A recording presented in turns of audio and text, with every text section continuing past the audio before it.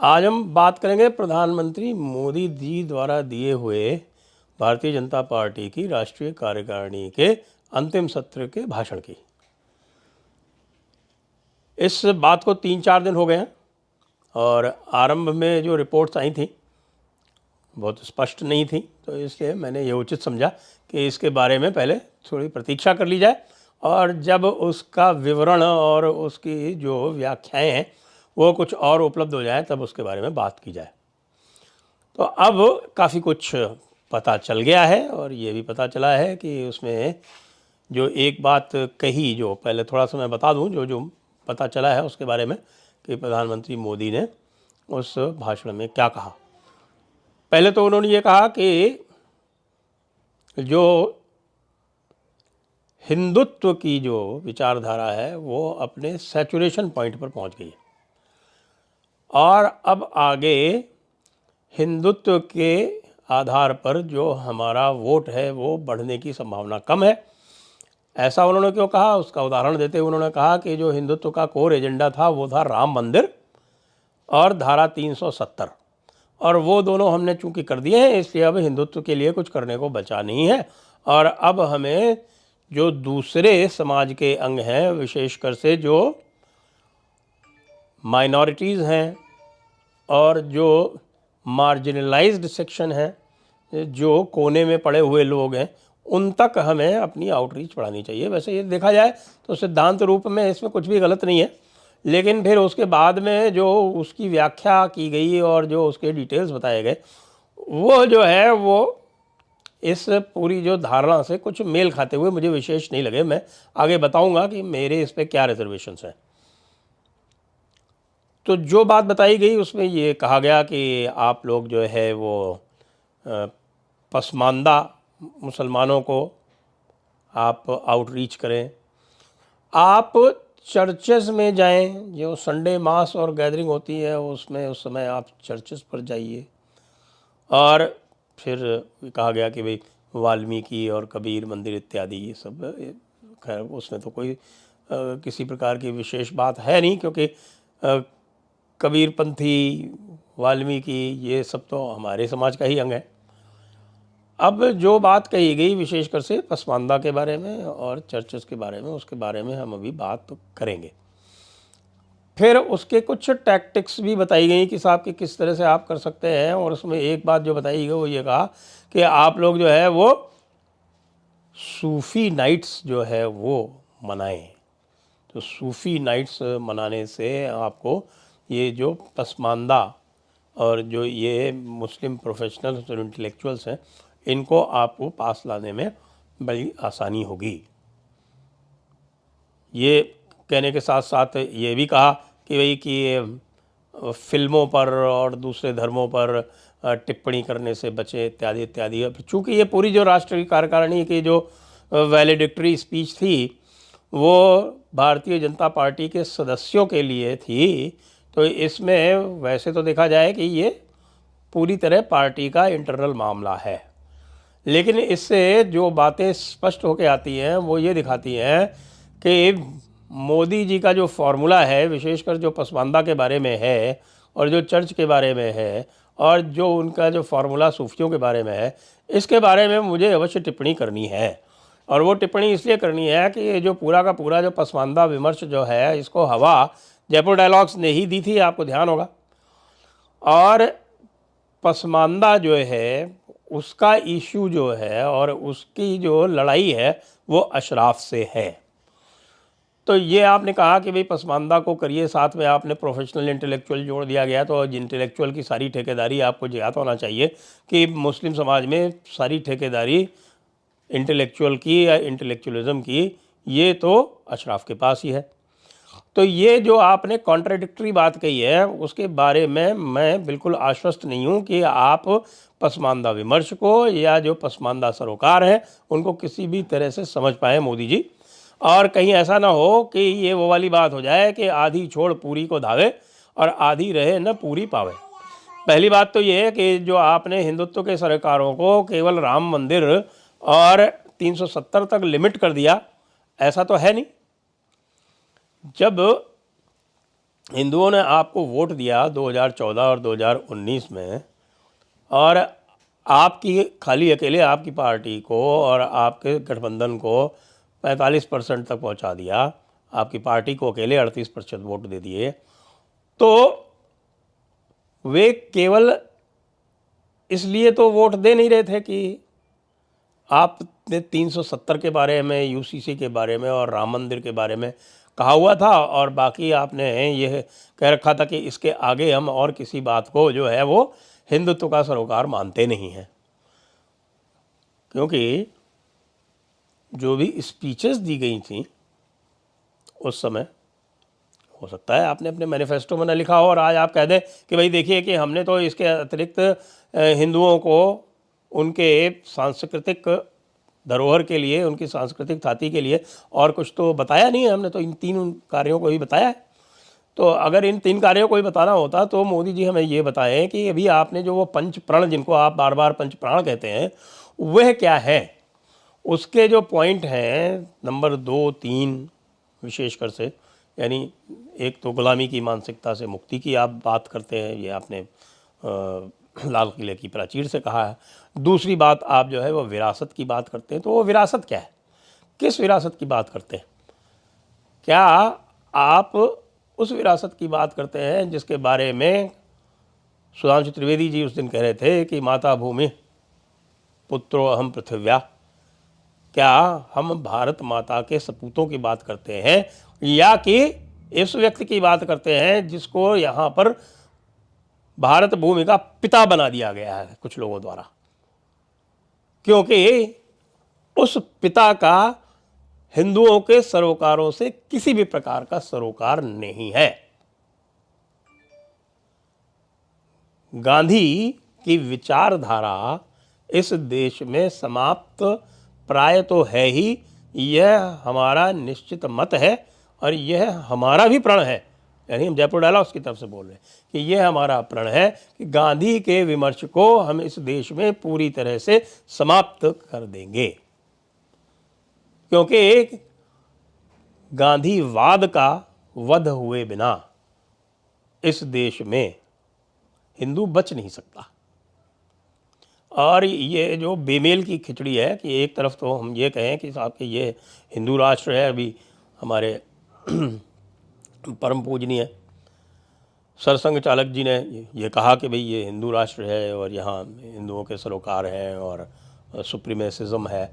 अब यही इसी सुप्रीमेसिज्म के विरुद्ध पसमानदा खड़ा हुआ।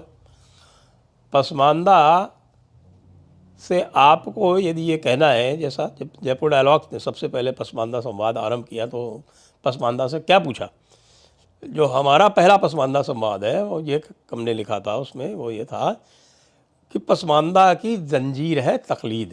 यानी तकलीद का मतलब होता है जो ये आप इनके जो सैयद शेख पठान यानी जो अशराफ वर्ग है, उस अशराफ वर्ग की नकल करना या अशराफ वर्ग की क़यादत में रहना, यह एक मजहबी दायित्व है, एक ये मजहबी कर्तव्य है इनके लिए। इससे बाहर निकाले बिना किसी भी प्रकार का पसमानदा सरोकार आगे तो बढ़ नहीं सकता। और ये मैंने पसमानदा लोगों से कहा भी, और पसमानदा जो है इसके ऊपर लगभग सहमत भी हो गए। बीच में भारतीय जनता पार्टी उसमें कूद पड़ी और कूद कर और उसमें उन्हीं अशराफ को आगे कर दिया पसमानदा को साथ में लाने के लिए, जिनसे कि पसमानदा दूर भागता फिर रहा है, जिनको अलग करने का प्रयास कर रहा था। उस अलग होने के प्रयास पे आपने एक तरह से पलीता लगा दिया। वो इसलिए क्योंकि आपको या आपकी पार्टी को इस्लाम की, इस्लामी सरोकारों की, पसमानदा की, पसमानदा सरोकारों की, अशराफ की, अशराफी सरोकारों के, अशराफिया की, आपको मुझे नहीं लगता कि बहुत अधिक समझ है। ये मैं बड़े विनम्र भाव से कह रहा हूँ, और मैं विनम्र भाव से इसलिए कह रहा हूँ क्योंकि मैंने इसके उदाहरण देखे हैं। जैसे यदि कोई जाकर अलीगढ़ मुस्लिम यूनिवर्सिटी में ये कह दे कि AMU जो थी वो भारतीय राष्ट्रीय आंदोलन या भारतीय स्वतंत्रता आंदोलन की केंद्र बिंदु थी, तो ये स्पष्ट है कि उसको अशराफिया की या जो अशराफी सरोकार हैं उनकी कतई समझ नहीं है। साथ में यह और कह देना कि साहब कि आप सूफियों को भी गले लगाइए, सूफी नाइट्स कीजिए। अब पूरा का पूरा पसमानदा वर्ग जो है वो सूफी सैयद जो अशराफ हैं उनके ही तो विरोध में खड़ा हुआ है। वो कहता है कि साहब हमको सैयदवाद नहीं चाहिए। अशराफ आंदोलन का, अशराफियों के विरोध का जो पसमानदा आधार है वो है सैयदवाद। वो कहते हैं कि हमें सैयदवाद नहीं चाहिए, और सूफ़ी संगीत की जब आप बात करते हैं तो वो सैयदवाद है। तो अब आप ये दो विरोधी विचारधाराओं को साथ में लाने का प्रयास क्यों कर रहे हैं? सूफियों ने क्या किया है इस देश में? सूफियों ने इस देश की अस्मिता को किस तरह से रौंदा है वो मैं कई बार कह चुका हूँ, और बार बार उदाहरण दिया है कि सूफियों का किसी भी प्रकार से उनका जो विचार, आचार, व्यवहार है वो शरीयत से अलग नहीं है, अलावा इसके कि वो मज़ार का उपयोग करके और कव्वाली गा के और भ्रमित करते हैं लोगों को, और अधिकांश पसमानदा समाज को अपनी गिरफ्त में रखते हैं। इसके अतिरिक्त कम से कम हिंदुओं के लिए तो उनका कोई भी किसी भी प्रकार का न कोई उपयोग है, अपितु वे हिंदू समाज के लिए अत्यंत घातक हैं।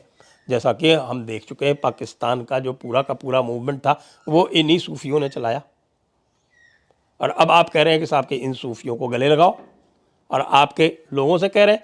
तो जब ये सूफियों को गले लगा के जनता को कहेंगे तो जनता क्या कहेगी? जनता ये कहेगी कि भाई आपको बाय बाय, आपको राम राम, आप तो वहाँ जाइए, हम देखेंगे भाई, हमारे पास चूंकि अभी कोई उपाय नहीं है तो हो सकता है हम घर में बैठे रहें। उत्तर प्रदेश में 2004 के चुनावों में क्या हुआ उसे भूले ना। आपने याद दिलाया 1998 के चुनाव के बारे में लोगों को कि 1998 में कैसे अति आत्मविश्वास के कारण भारतीय जनता पार्टी चुनाव हार गई मध्य प्रदेश में। तो ये भी याद रखिए कि इसी प्रकार की सेक्युलर मूर्खताओं के चलते 2004 में पूरा का पूरा काडर घर बैठ गया था, और अटल जी जो है एक जीता हुआ चुनाव हार गए थे।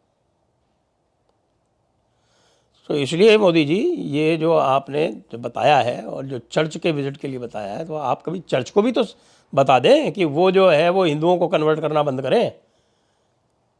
तब तो आपकी सरकार जो है वो माइनॉरिटी क्वेश्चन पर, कन्वर्शन पर, इस पर जो है वो सुप्रीम कोर्ट में हिले हवाले करती रहती है। भाई सुप्रीम कोर्ट की रिफॉर्म के लिए केवल एक यही आवश्यक नहीं है कि उनके अपॉइंटमेंट का अधिकार सरकार को मिल जाए। सुप्रीम कोर्ट ने जब अपने हाथ में अधिकार लिए थे तब सरकारों ने, विशेषकर जो हंसराज भारद्वाज जो हुआ करते थे उस समय के लॉ मिनिस्टर, उन्होंने इतना अधिक दुरुपयोग आरंभ कर दिया था कि एक प्रकार से मजबूरी में ये एक एक्स्ट्रा कॉन्स्टिट्यूशनल काम किया था कोर्ट्स ने। बाद में चूँकि वही वाली बात है कि जब सारी पावर आ जाती है, एब्सोल्यूट पावर करप्ट्स एब्सोल्यूटली, तो जब उनके हाथ में आ गई तो वो भी वही काम करने लगे। तो ये चेक एंड बैलेंस तो आवश्यक है। हम लगातार इसका विरोध करते रहे, सुप्रीम कोर्ट का अभी भी करते हैं। हम कहते हैं कि भाई सरकार का इसमें हस्तक्षेप भी आवश्यक है, लेकिन सरकार का हस्तक्षेप इसलिए आवश्यक नहीं है कि आप उसमें वहाँ पे कोटा सिस्टम लाके और अपने फेवरेट बिठाने लगे। सरकार का हस्तक्षेप इसलिए आवश्यक है कि जुडिशरी में कम से कम जो योग्य लोग हों, जो बिल्कुल जिनकी सत्यनिष्ठा जो है वो किसी भी प्रकार से संदिग्ध ना हो, इस प्रकार के लोग आए वहाँ पर। तो कम से कम जहाँ पर जुडिशरी हिंदू सरोकारों को और हिंदू हितों में अपने निर्णय देने के लिए लगभग तत्पर दिखाई दे रही है, वहाँ तो हिले हवाले न कीजिए। तब तो ये पता चले कि हाँ आप कुछ हिंदू सरोकारों के प्रति किसी प्रकार की सहानुभूति रखते हैं। खाली ये कह देने से कि इनका तो सैचुरेशन हो गया, हिंदू तृप्त हो चुके, हिंदुओं का तृप्तिकरण हो गया केवल राम मंदिर से और धारा 370 से। जबकि धारा 370 लगाए जाने के बाद में जम्मू कश्मीर में क्या हो रहा है इसके बारे में जयपुर डायलॉग से अधिक तो मुखर कोई भी नहीं है। लगातार हम देख रहे हैं कि किस प्रकार से वहाँ पे 370 लगाए जाने के बाद में इंटेलिजेंस एजेंसी और आपके जो दुआल दुल्लत साहब जो साथ साथ थे, आजकल दुल्लत साहब अलग हो गए हैं क्योंकि संभवतः आपको फारूक अब्दुल्ला की आवश्यकता नहीं रही होगी, इसलिए आपने दुल्लत साहब को दुलत्ती मार दी। तो दुल्लत साहब जो है वो सारे भेद खोले दे रहे हैं। यदि आप दुल्लत साहब और महबूबा मुफ्ती के साथ सहयोग कर सकते हैं तो फिर भगवान ही मालिक है। फिर भी हम आपकी नीयत पर किसी प्रकार का संदेह नहीं कर रहे। हम आपके इस विषय में, विशेषकर पसमानदा के विषय में, क्रिश्चियंस के विषय में, सूफियों के विषय में आपकी समझ पर संदेह व्यक्त कर रहे हैं। कृपया इस पर ध्यान दें और ऐसा ना हो, जैसा बार बार वही वाली बात है कि आधी छोड़ पूरी को धावे और आधी रहे न पूरी पावे, कि साहब कि हिंदुत्व तो सैचुरेट हो गया है, अब हमें जो है वो मुस्लिम चाहिए और क्रिश्चियन चाहिए, और पता चला कि हिंदुत्व तो अभी सैचुरेट कहीं हुआ ही नहीं है, हिंदुत्व तो अभी आरंभ हुआ है, हिंदुत्व की तो बात अभी आरंभ हुई है, अभी तो ये हिंदू राष्ट्र बनेगा। महर्षि अरविंद ने जो कहा था, सनातन धर्म की जो पराकाष्ठा है वही देश की पराकाष्ठा होगी, उसी के साथ ही इस देश का विकास होगा। विकास का अर्थ केवल इंफ्रास्ट्रक्चर का विकास नहीं होता, विकास का अर्थ जो है वो भारतीय संस्कृति में पूर्ण विकास होता है, जिसमें अध्यात्म पूरी तरह से सम्मिलित है। इसलिए ये जो आदि है इसको पकड़े रहिए, इसी आदि से पूरी की तरफ बढ़िए, ऐसी मेरी आपसे विनती